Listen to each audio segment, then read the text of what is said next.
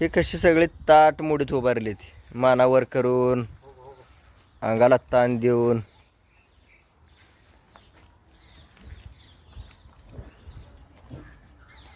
सोडा त्याला.